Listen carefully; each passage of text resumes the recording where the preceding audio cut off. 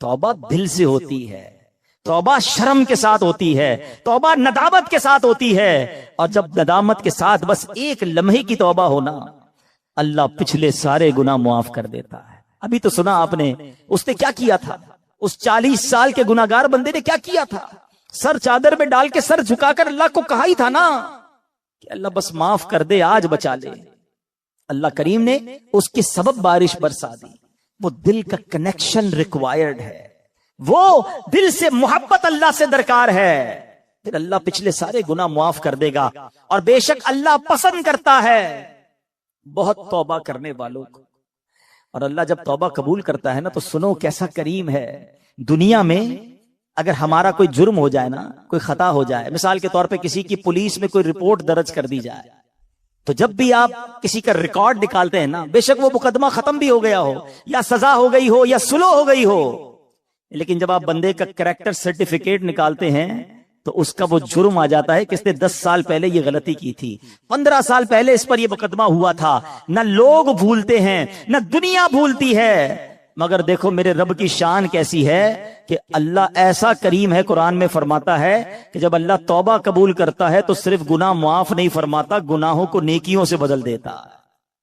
ہاں، جتنے گناہ ہیں نا وہ سارے نیکیوں میں بدل دیے جاتے ہیں۔ اللہ کریم قرآن مجید میں ارشاد فرماتا ہے مگر جو توبہ کرے اور ایمان لائے اور اچھا کام کرے تو ایسوں کی برائیوں کو اللہ بھلائیوں سے بدل دے گا، اور اللہ بخشنے والا مہربان ہے۔ ارے میرے رب کی رحمت تو دیکھو کہ جب بندہ سچے دل سے توبہ کرتا ہے اس کی عطائیں کیسی ہیں۔ سبحان اللہ، سبحان اللہ۔ اللہ کے حبیب صلی اللہ تعالی علیہ وسلم کی میں آپ کو حدیث سناتا ہوں کہ رب کریم کس طرح توبہ کرنے والوں پر مہربانی فرماتا ہے۔ اللہ کے حبیب علیہ الصلوۃ والسلام فرماتے ہیں جب بندہ اپنے گناہوں سے توبہ کرتا ہے تو اللہ عز و جل لکھنے والے فرشتوں کے پاس سے اس کے گناہ بھلا دیتا ہے، اس کے اعضاء، اس کے بدن کے جو پارٹس ہیں ان کو بھی بھلا دیتا ہے، اور اس زمین پر بھی نشان مٹا دیتا ہے جہاں اس نے گناہ کیے ہوتے ہیں، یہاں تک کہ جب بندہ قیامت کے دن اللہ سے ملے گا تو اس کے گناہ پر کوئی گواہ نہیں ہوگا۔ حالانکہ خود رب نے فرمایا قرآن میں کہ وہ دن آئے گا، ارے پڑھی ہے نا یاسین شریف، اس میں اللہ فرما رہا ہے وہ دن ہوگا جب منہ پر مہر لگا دی جائے گی، ہاتھ کلام کریں گے، پیر بتائیں گے کیا گناہ کیے تھے، کدھر گئے تھے۔ اگر توبہ نہیں کرو گے تو پھر بچ نہیں پائیں گے، لیکن اگر توبہ کر لیتے ہیں، اللہ سے دوستی کر لیتے ہیں، اللہ کو راضی کر لیتے ہیں، تو وہ ایسا کریم ہے کہ وہ پچھلے سارے گناہوں کو معاف کر دیتا ہے۔ ہم پھر کیوں اللہ کی نافرمانی کریں؟ ارے دنیا کا دستور کیا ہے، کوئی ہمارے ساتھ بھلائی کرتا ہے، ہم کیا کہتے ہیں، نہیں یار اس کو ناراض نہیں کرنا ہے، اس نے مجھے نوکری دلائی تھی، اس کو ناراض نہیں کرنا ہے، اس نے مجھے قرضہ دیا تھا، نہیں یار اس کو تو بالکل بھی ناراض نہیں کرنا ہے، مشکل وقت میں میرے کام آیا تھا۔ دنیا میں ایک کوئی احسان کر دے، تم کہتے ہو وہ ناراض نہیں ہونا چاہیے۔ جو صبح و شام رب احسان کر رہا ہے اس کی ناراضگی کا کوئی خوف نہیں کہ وہ ناراض نہ ہو جائے، میرا مالک مجھ سے ناراض نہ ہو جائے۔ سنو توبہ کرنے والے کس قدر اللہ کو پسند ہیں۔ اللہ کے حبیب علیہ الصلوۃ والسلام فرماتے ہیں، ابن ماجہ کی حدیث ہے، کل بنی آدم خطاء، آقا فرماتے ہیں سارے انسان خطا کار ہیں، غلطیاں تو سب سے ہو جاتی ہیں، مگر فرمایا وَخَيْرُ الْخَطَّائِينَ التَّوَّابُونَ، فرمایا خطا کاروں میں بہتر وہ ہیں جو توبہ کر لیتے ہیں، غلطی ہوتی ہے تو معافی مانگ لیتے ہیں، سر کو جھکا لیتے ہیں، اللہ سے عرض کرتے مولا آئندہ نہیں کروں گا، اور اس کی بارگاہ میں ندامت کا اظہار کرتے ہیں۔ ایک اور جگہ میرے آقا علیہ الصلوۃ والسلام فرماتے ہیں تم سب میں بہترین وہ ہیں جو فتنوں میں مبتلا ہو اور توبہ کرتا ہو، یعنی اگر گناہ ہو جائے فوراً معافی مانگ لے۔ اچھا ہمارے کچھ لوگوں کا توبہ کا اسٹائل بھی بڑا عجیب ہے، توبہ توبہ استغفر اللہ، گالوں پہ چپت لگا لی مگر کوئی شرمندگی نہیں ہے۔ ارے ایسی توبہ تو خود توبہ کی محتاج ہے۔ اور میں نے تو آپ کو قرآن کی آیت سنائی ہے کہ صرف معاف نہیں فرمائے گا، وہ تمہارے گناہوں کو بھی نیکیوں سے بدل دے گا۔ اب ہم توبہ میں کیوں تاخیر کریں، کیوں اس سے دوستی نہ کر لیں؟ اے میرے پیارے اسلامی بھائیوں، توبہ کی تو کیا شان ہے۔ آؤ میں اللہ کی رحمت کا ایک اور واقعہ سناتا ہوں۔ مکاشفۃ القلوب میں امام غزالی علیہ رحمت اللہ الوالی نے یہ واقعہ لکھا۔ بنی اسرائیل میں ایک نوجوان تھا، 20 سال تک تو اس نے اللہ کی خوب عبادت کی، پھر اگلے 20 سال اس نے اللہ کی بہت نافرمانی کی، پھر آئینہ دیکھا تو داڑھی کے بال سفید ہو گئے تھے، پھر وہ غم زدہ ہو گیا اور کہنے لگا اے میرے خدا، میں نے 20 سال تک تیری عبادت کی، 20 سال تک میں نے تیری نافرمانی کی، اب میں تیری طرف آؤں گا تو میری توبہ قبول ہو جائے گی، یا اللہ تو مجھے معاف کر دے گا۔ ہائے ہائے، اس نے کسی کہنے والے کی آواز سنی، تم نے ہم سے محبت کی، ہم نے تم سے محبت کی، پھر تو نے ہمیں چھوڑ دیا، ہم نے بھی تجھے چھوڑ دیا، تو نے ہماری نافرمانی کی، ہم نے تمہیں مہلت دی، اور اگر اب تو توبہ کر کے ہماری طرف آئے گا تو ہم تیری توبہ قبول کر لیں گے۔ یہ ہے میرا مالک، یہ ہے اس کی رحمت۔ اے میرے پیارے اسلامی بھائیوں، اب ہم کیوں نہ رب سے محبت کریں، کیوں نہ ہم اللہ سے پیار کریں، اور کیوں نہ سچی توبہ کر لیں۔ ہمارے آس پاس سے لوگ اٹھ رہے ہیں، میری بھی باری آنے والی ہے، آپ کی بھی باری آنے والی ہے، ہم کس انتظار میں ہیں، شیطان کے کس وار میں ہیں، ہم توبہ میں تاخیر کیوں کر رہے ہیں؟ ارے کب اللہ کو راضی کریں گے، اور کب تک اللہ کو ناراض کرتے رہیں گے؟ کب تک نمازیں قضا ہوتی رہیں گی؟ کب تک آنکھیں حرام دیکھتی رہیں گی؟ کب تک میرے اور آپ کے کان حرام سنتے رہیں گے؟ اے حرام کمانے والے، کب تک حرام کماتا رہے گا؟ بدکاری کرنے والا، بے حیائی کرنے والا، نام محرم لڑکیوں اور عورتوں سے دوستیاں کرنے والا سوچے کب تک تم یہ گل چھڑے اڑا لو گے؟ جوا کھیلنے والا سوچے کہ کب تک میں یہ کام کر لوں گا؟ ارے اچانک یہ اعلان ہوگا کہ فلاں کا انتقال ہو گیا ہے، ہمارے ہی دوست ہمیں کاندھوں پر اٹھائیں گے، ہمیں قبر میں ڈال کر آ جائیں گے۔ یہ دوست جو آج تھوڑی سی ہماری گھبراہٹ پر ہمارے ساتھ کھڑے ہو جاتے ہیں، پتہ ہے جب قبر میں اتاریں گے نا تو لوگ کہہ رہے ہوں گے ذرا صحیح طریقے سے مٹی ڈالو، کوئی سوراخ باقی نہ بچ جائے، ہوا بھی نہیں چھوڑیں گے، ایک سوراخ بھی نہیں چھوڑیں گے، مجھے اور آپ کو تنہا قبر میں چھوڑ کر آ جائیں گے۔ پھر کیا ہوگا؟ میرے اور آپ کے پاس کیا بچے گا؟ یہ مال، یہ دولت، یہ گاڑی، یہ گھر، یہ شہرت، سب کچھ پیچھے رہ جائے گا۔ اب ہمارے ساتھ قبر میں ہوں گے ہمارے اعمال۔ اور دیکھو، اگر اللہ ناراض ہوا نا، اللہ ناراض ہوا تو مارے جائیں گے، پھر تو قبر جہنم کا گھڑا بن جائے گی۔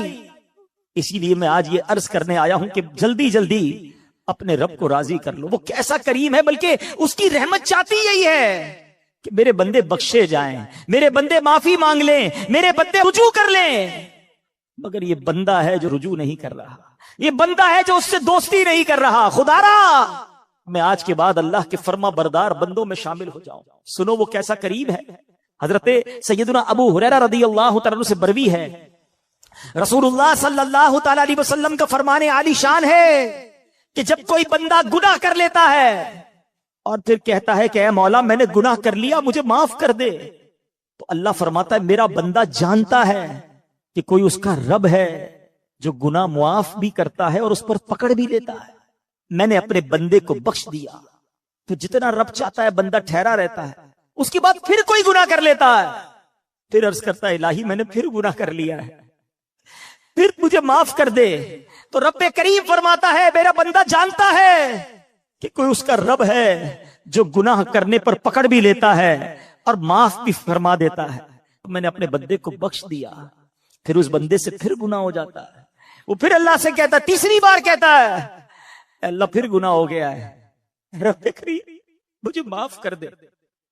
تو رب فرماتا ہے میرا یہ بندہ جانتا ہے کہ اس کا کوئی رب ہے جو گناہ کرنے پر پکڑتا ہے اور معاف مانگنے پر معاف بھی کر دیتا ہے۔ میں نے اپنے بندے کی بخشش فرما دی، اب جو چاہے کرے۔ یعنی اللہ اس کی بے حساب بخشش فرما دیتا ہے۔ اور یہ میں نے بخاری شریف کی حدیث سنائی ہے۔ سوچو کیوں اللہ سے دوستی نہیں کرتے ہم؟ کیوں میرے پیارے اسلامی بھائیوں اللہ سے دوستی نہیں کرتے؟ ایک بار آج اللہ سے دوستی کر کے میں نے اور آپ نے سچی توبہ کر کے جانا ہے اور اللہ کی بارگاہ میں یہی عرض کرنا ہے کہ مولا کمزور ہوں، گناہ ہو گئے، معاف کر دے۔ اے اللہ میں مانتا ہوں میں گناہگار ہوں، مجھے معاف کر دے۔ اے اللہ میں آئندہ گناہ نہیں کروں گا، مجھے معاف کر دے۔ اگر تو نے پکڑ لیا میں مارا جاؤں گا، میرے پاس کوئی حساب نہیں ہے، مجھے معاف کر دے۔ میں مانتا ہوں میں نے کئی بار توبہ کی مگر پھر گناہ کیے، مولا معاف کر دے۔ تجھ سے معافی نہیں مانگوں گا تو کس سے مانگوں گا؟ مولا معاف کر دے۔ اے اللہ تو ماں سے زیادہ اپنے بندے کو چاہنے والا ہے۔ آج کے اجتماع میں کرم کر مالک، معاف کر دے، کیونکہ مجھے نہیں پتا میری زندگی کی کون سی رات آخری رات ہے، کیا معلوم کسی کا انتقال آج بھی تو ہو سکتا ہے نا۔ ہے کوئی ایسا جس کے پاس یہ گارنٹی ہو کہ وہ آج زندہ گھر جائے گا؟ ہم میں سے تو کسی کو نہیں پتا۔ آگاہ اپنی موت سے کوئی بشر نہیں، سامان 100 برس کا ہے، پل کی خبر نہیں، تو پھر کس بات کا انتظار ہے؟ یاد رکھو بے وفا دنیا پہ مت کر اعتبار، تو اچانک موت کا ہوگا شکار، موت آ کر ہی رہے گی یاد رکھ، جان جا کر ہی رہے گی یاد رکھ، کر لے جو کرنا ہے آخر موت ہے، ایک دن مرنا ہے آخر موت ہے۔ اے میرے پیارے اسلامی بھائی، آئیے اپنی زندگی پر نظر دوڑائیں، اپنے آپ سے ایک سوال کرتے ہیں، آج میں بھی کرتا ہوں اور آپ بھی کریں کہ اگر میرا آج انتقال ہو گیا تو کیسی زندگی گزری؟ اللہ راضی ہوگا؟ کیونکہ یاد رکھنا مرنے کے بعد قبر 2 طرح کی ہوتی ہے، یا تو جنت کا باغ ہوتی ہے یا تو دوزخ کا گڑھا۔ اپنے آپ سے میں سوال کروں، آپ بھی کرو، اگر میں آج مر گیا تو قبر کیسی ہوگی؟ جنت کا باغ ہوگی؟ پھر تو ٹھیک ہے، لیکن اگر ڈر لگ رہا ہے کہ نہیں ابھی نہیں مرنا ہے، ابھی تو توبہ کرنی ہے، ابھی تو نیکیاں کرنی ہے، اللہ کو راضی کرنا ہے، بہت سارے گناہ ہیں، پھر کب توبہ کرو گے؟ ایکچولی شیطان چاہتا یہی ہے کہ میں اور آپ توبہ نہ کریں، میں اور آپ اللہ سے دوستی نہ کریں۔ شیطان پتہ کیا کہتا ہے؟ یہ ہو سکتا ہے اس وقت بھی کسی کے کان میں کہہ رہا ہو کہ یار یہ مولانا صاحب باتیں تو صحیح کر رہے ہیں، لیکن ابھی نہیں، تھوڑے دنوں بعد توبہ کر لیں گے۔ ہاں ابھی تو جوانی ہے، ابھی تو مزے کرنے دو، اس کے بعد بڑھاپے میں اللہ اللہ کرنا ہے، اور کیا کرنا ہے؟ یہ شیطان کا بڑا وار ہے، وہ توبہ میں تاخیر کرواتا ہے۔ میں آپ سے سوال کرتا ہوں کہ اگر آپ نے یہ سوچا ہوا ہے کہ میں بڑھاپے میں جا کر نمازی بھی بن جاؤں گا، گناہ بھی چھوڑ دوں گا، چہرے پہ داڑھی بھی سجا لوں گا، تو کیا نوجوان نہیں مرتے؟ آپ کے پاس گارنٹی ہے کہ آپ بوڑھے ہو سکیں گے؟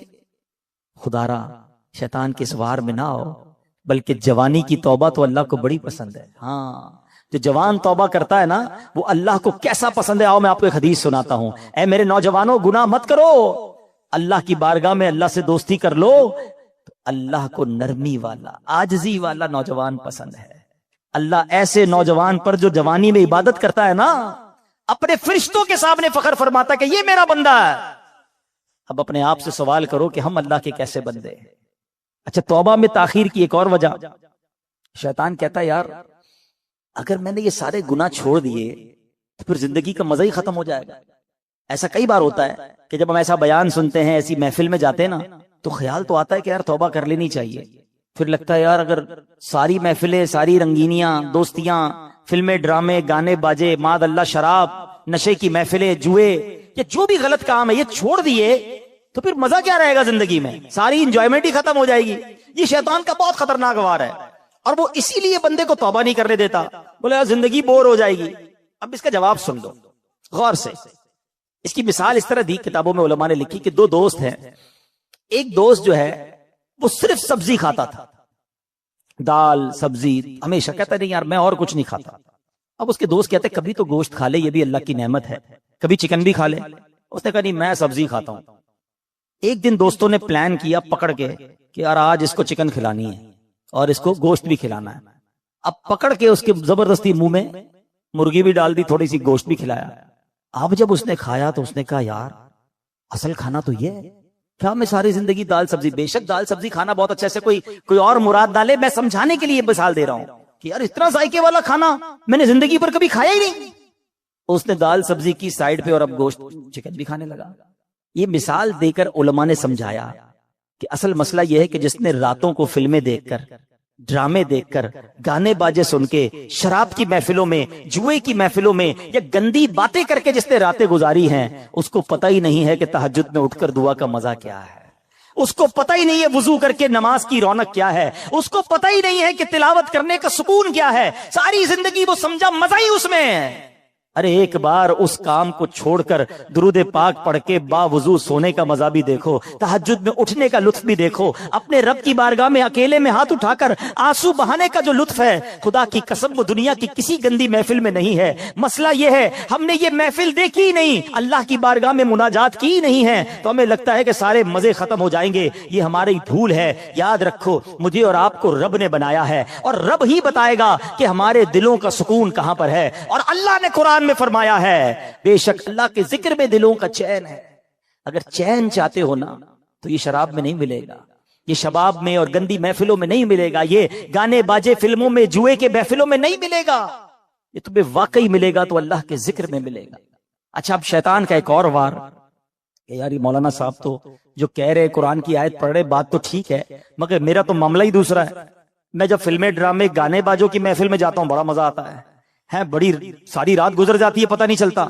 اجتماع میں آتا ہوں تو نیند آنے لگتی ہے، بور ہونے لگ جاتا ہوں، آدھے گھنٹے بعد اٹھنے کو جی چاہتا ہے، قرآن پڑھتا ہوں تو نیند آنے لگتی ہے، ذکر کرتا ہوں تو بور ہو جاتا ہوں، مجھے تو عبادت میں سکون ہی نہیں ملتا ہے۔ غلط کاموں میں بڑا دل لگتا ہے، عبادت میں دل نہیں لگتا، تو پھر کیسے اللہ کے ذکر میں اگر دلوں کا چین ہے تو مجھے کیوں نہیں مل رہا؟ یہ شیطان کا بہت بڑا وار ہے۔ آج اس کا جواب بھی لے جاؤ۔ یہ بھی میں آپ کو ایک لاجک کے ذریعے، ایک یہ سمجھیے کہ آپ کے ساتھ بھی ایک واقعہ پیش آتا ہے، اس کے ذریعے سمجھا دیتا ہوں۔ جب آپ کو بخار ہو جائے کیا ہوتا ہے؟ کھانا اچھا لگتا ہے، وہی کھانا جو آپ کا فیورٹ ہے، منہ کڑوا ہو جاتا ہے، نہ کھانا اچھا لگتا ہے نہ پانی اچھا لگتا ہے، ایسا موڈ ہو جاتا ہے کہ گھر والے بھی اچھے نہیں لگتے، طبیعت خراب ہو کچھ اچھا نہیں لگتا، مگر ہم کیا کرتے ہیں؟ کھانا چھوڑ دیتے ہیں۔ ہمیں پتا ہے بیمار ہوں تھوڑے دن تک یہ رہے گا، ہم سب کو پتا ہے، کھانا بھی کھاتے ہیں دوائی بھی کھاتے ہیں، ہمیں پتا ہے جیسے ہی بیماری دور ہوگی کھانا بھی اچھا لگے گا، باقی سب زندگی بھی اچھی لگے گی۔ یہ چند دنوں کا پرابلم ہے، ایسا ہی ہوتا ہے نا۔ اصل مسئلہ یہ ہے، جس کو اجتماع میں مزہ نہیں آتا نا، جس کو تلاوت کا سکون نہیں ملتا، جس کو سجدوں کی لذت نہیں ملتی، جس کو ذکر کی تسبیح میں سرور نہیں ملتا، جس کو درود پاک پڑھے تو مدینے والے کی یاد نہیں رلاتی، تو مسئلہ یہی ہے کہ ہمارے دلوں میں جو ہے نا گناہوں کا مرض لگ گیا ہے، اس پہ خول چڑھا ہوا ہے۔ گھبراؤ نہیں، آ گئے ہو نا اللہ کے پاس، اللہ کی بارگاہ میں اگر سر جھکا لیا تو سنو، ذکر چھوڑنا نہیں، درود چھوڑنا نہیں، تلاوت چھوڑنا نہیں، نماز چھوڑنا نہیں، کرتے رہنا۔